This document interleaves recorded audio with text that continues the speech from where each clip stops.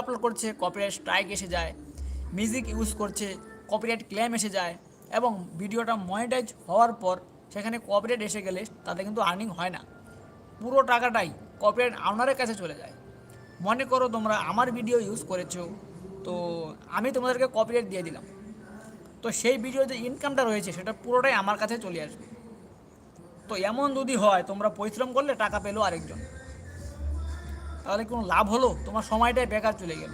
তো সেটাকে সলিউশন করতে কি করতে চাই, তো সেটা সলিউশন করতে পারলে তোমাদেরও ইনকাম হবে, তোমরা ইনকাম করতে পারবে। তো সবাই চায় এখনকার যুগে ইনকাম করার জন্য। তো ইনকাম করতে গেলে তোমাদের কপিরাইট ইস্যু, কপিরাইট স্ট্রাইক এবং গাইডলাইন স্ট্রাইক এগুলো মেনে চলতে হবে। তো সেগুলোর কিছু নিয়ম রয়েছে, রুলস রয়েছে, সেগুলো যদি তোমরা না জানো, না বোঝো, তাহলে তোমরা টাকা ইনকাম করতে পারবে না। খালি ইউটিউব চ্যানেল খুললেই হবে না,